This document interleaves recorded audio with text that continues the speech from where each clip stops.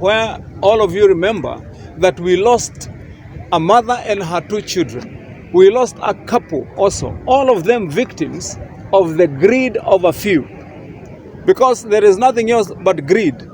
That one just wants to count the number of floors they have built up, but they don't care about the people who are going to occupy those houses. The investors and some of those who are putting up those buildings, some of them are living in Muthaiga, in bungalows that are safe. And the people who come to rent the houses they have built that are unsafe are the wretched of the earth. The ones who come and they have a meager salary and they want to earn from them. And that's why I've said that moving forward, I want to tell our investors, we love you. We want you to come and invest in Kiambu. But for goodness sake, human life is important. And if you want to build, please follow the building code, the regulations, and employ experts to make sure that your building is compliant with the rules and the code of building. Fagilia TV wanafagia news zote, wanakuletea vitu moto moto. Subscribe to Fagilia TV. Nilipata information ama habari ya kwamba kuna nyumba ambayo hapa kwetu Kiambu iko na shida. Nilikuwa nimepigiwa simu na nikatumiwa ujumbe kwenye simu yangu na mkuu wa National Construction Authority, pia OCPD wa hapa kwetu Ruiru alikuwa ametuma ujumbe ya kwamba kuna nyumba moja ambayo wanashuku inaweza kukua ina shida hapa. Basi ndipo nami wakati nimepata ule ujumbe nikaweza kujileta hapo na kuangalia kwa macho yangu, ndio nidhibitisha kwamba ni ukweli. Ile nyumba ni nyumba ambalo limekuwa linakaliwa na watu wengi, na vile mnavyofahamu kwamba hapa Kiambu tumekuwa na shida ya manyumba kuwa yanaporomoka. Juzi mwakumbuka tulikuwa Rwaka ambapo tulijaribu kwa watu, lakini kwa bahati mbaya tukampoteza bibi na mumewe. Tulikuwa na shida nyingine hivi karibuni kule Kirigiti ambapo tulipoteza watu 5, familia ya 3 pamoja na pia bibi na bwana yake ambao pia waliporomokewa na ile nyumba. Sasa vile tumekuja tumekagua, tumeona kweli hii nyumba ni hatari sana mahali ilipo saa hizi. Haiwezi kukaliwa tena kwa vile columns zake zote ambazo zinafaa kuwa zinashikilia ile nyumba zime crack zote, ziko na nyufa kubwa ambazo zinaonesha ya kwamba hiyo nyumba haiwezi kusimama kwa muda mrefu ikiwa vile ilivyo. Actually, kama haingelikuwa ni hii nyumba ingine jirani ambayo imeishikilia, saizi hiyo nyumba ingekuwa chini. Na haiwezi hesabulika ni maafa ya watu wangapi tunaweza kuwa tunahesabu hapa. Kama kungelikuwa na huo mkaza umetokea kwa muda huu, kwa vile hiyo nyumba ni nyumba kubwa sana, iko na watu wengi sana. Wale watu nimeona wakiingia na kuondoka wakati tumepeana onyo na ilani ya kwamba watu waondoke kabisa, ni watu zaidi ya 200 wanaingia na kuondoka, kuingia na kuondoka. Kwa hivyo inaweza kuwa ni maafa makuu. Mimi nasema kama gavana ya kwamba mwanzo kwenye hizi nyumba, hiyo nyumba yenyewe ambayo imeathirika na hizo nyumba zingine jirani, tumepeana amri ya kwamba watu wote waondoke kwenye hizo nyumba na wasijaribu kukaribia mpaka tuite wakuu na wataalamu kutoka National Construction Authority na sisi serikali ya county ndio tuone ni jinsi gani ya kurekebisha yale mambo ambayo tuko nayo. Kama ni kuangusha ile nyumba, iangushwe polepole bila maafa. Kama ni mambo yote ingine yenye yanaweza kukua inapeanwa kama advice na watu wa National Construction Authority, basi iendelee. Alafu niwafahamishe pia, kwa vile hii shida imekuwa imeenea sana hapa Kiambu, kesho tulikuwa tushapanga mkutano na waziri ambaye amepewa hii shughuli ya kusimamia ardhi na hali ya manyumba, na tulikuwa tumepanga huo mpango tuketi kesho saa 7 pamoja na gavana wa Nairobi, kwa vile Nairobi hii shida bado ipo, ndio tuulizane suluhisho ni gani. Isipokuwa sisi hapa Kiambu tushajipanga mbeleni. Wakati haya yalitokea kule Rwaka, nilipeana ilani ya kwanza. Mwanzo nilivunja ile kamati ambayo tulikuwa tumeiweka ikiwa inasimamia shughuli ya kuidhinisha hii mijengo, na nikasema tunaunda upya. Siku ya Friday niliweza kuanza kuunda ile timu mpya ambayo itafanya inquiry kwa ule utaratibu umetumika mpaka tukue na njia nzuri ya kudhibitisha na kuidhinisha mijengo. Kwa hivyo kutoka sasa nataka pia kuendelea mbele niwaambie wana Kiambu na watu wote wawekezaji ambao wanataka kuja hapa kujenga mijengo yote. Tunakaribisha wote. Tunasema sisi tunawapenda wawekezaji. Lakini kutoka sasa kuendelea mbele lazima sheria zote za mijengo zifuatwe na tutahakikisha kwamba inafanyika. Ni hasara kubwa kwa mwekezaji kujenga nyumba ya milioni 50, milioni 100 na kukosa kufuatia kanuni ambazo zitagharimu pesa kidogo sana. Alafu baadaye anapata hiyo hasara. Lakini ya muhimu ni kusema hakuna pesa zozote zinatoshana na maisha ya binadamu. Na kwa hivyo ndivyo nimesema wakati nimekagua kama governor, nimeona wale watu ambao wanakufa kwa hizo mijengo ni watu maskini. Mtu mwekezaji mwenye amekuja amepewa nyumba, anaishi, wengine ni majirani mwenye anakaa kwa nyumba yake akiwa hana hatia. Lakini mtu anayejenga anataka kujenga orofa 10, orofa 15 bila kuzingatia kanuni. Hesabu yake tu ni kuuliza rent yake, pesa ile atakuwa anapata mwisho wa mwezi ni pesa ngapi, lakini hana haja na binadamu. Ndipo tumesema sasa kuendelea mbele lazima haya yabadilike. Tutazunguka hii Kiambu yote tukiangalia kila nyumba na tutahakikisha kwamba nyumba yote iko sawasawa. Ambaye haipo sawasawa tutafunga. Tukifunga kutakuwa tu na mawili. Kama hiyo nyumba inaweza kurekebishwa itarekebishwa, kama haiwezi kurekebishwa itaangushwa. Ndio kutoka sasa watu wajue kuna ghadhabu ya kufanya kazi kama hiyo ya mijengo na kuhatarisha maisha ya wananchi bila kuzingatia mpango ulioko.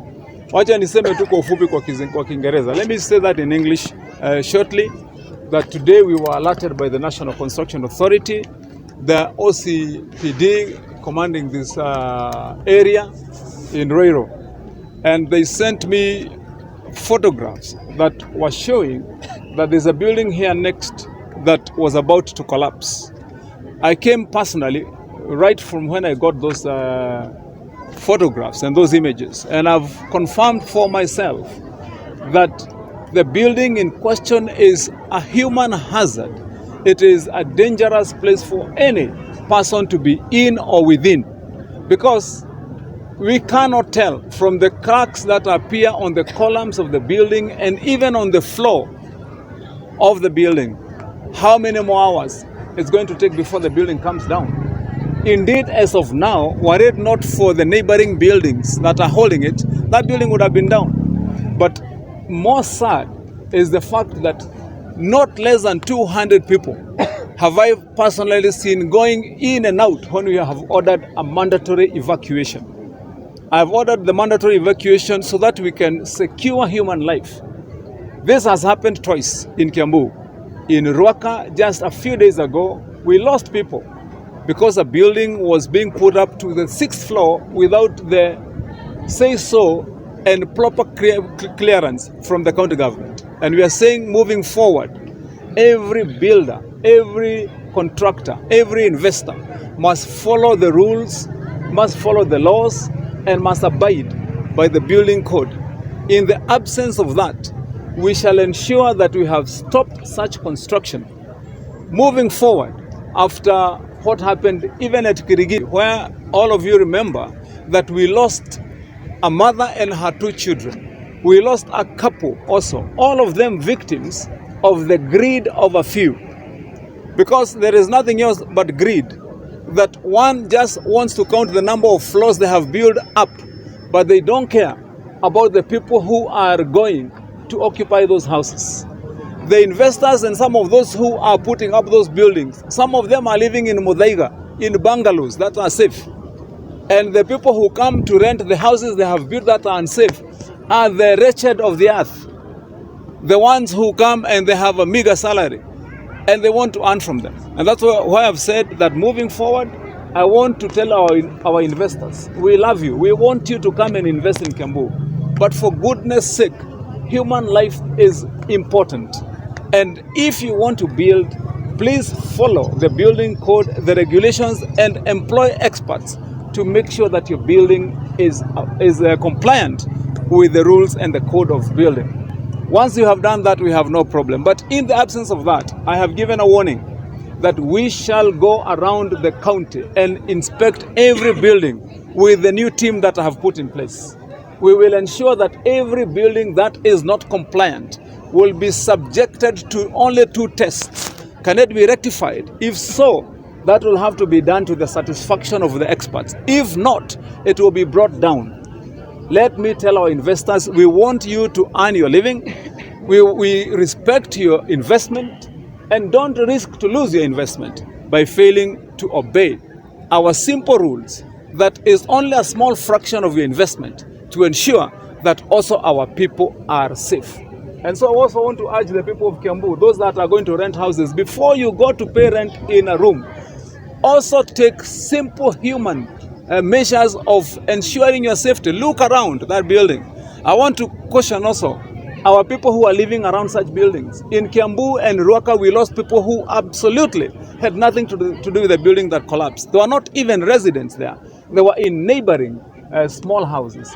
Before you go to live as a neighbor to those houses, check, are you safe? Is it a place where you are seeing the buildings at least have even the basic integrity? And like I've said, if you look at the building in question here, there are lots of questions. You can see the kind of construction that's been going on in that building. It is absolutely not acceptable for a building of that height and weight to have the kind of construction that was done. So that's it. We shall be moving forward and as a county and ensuring that we are enforcing and securing the lives of our people. No one, I said no one will lose their lives on account of somebody who wants to earn money over the lives of those who cannot defend themselves. The work of the county is to ensure that we will enforce the law, that nobody loses their life because another one is careless. So thank you, and we'll see you. We'll ensure that our people are safe. We'll keep vigil here. We have cordoned off the buildings, and no one is allowed to enter inside. That is an order that we have expressly given out. I've communicated to the OCPD in this area that no one should be allowed to access those buildings moving forward. So thank you very much. Governor, before you go, is there any plan for investigations to just look into at least some of those people who perhaps were, part of giving this and of just not taking care of ensuring that these buildings come up? And what is the government, county government especially, going to do? And the action you are likely to take on Yes, that's why I said on Friday, I commenced the process of putting in place a committee of inquiry.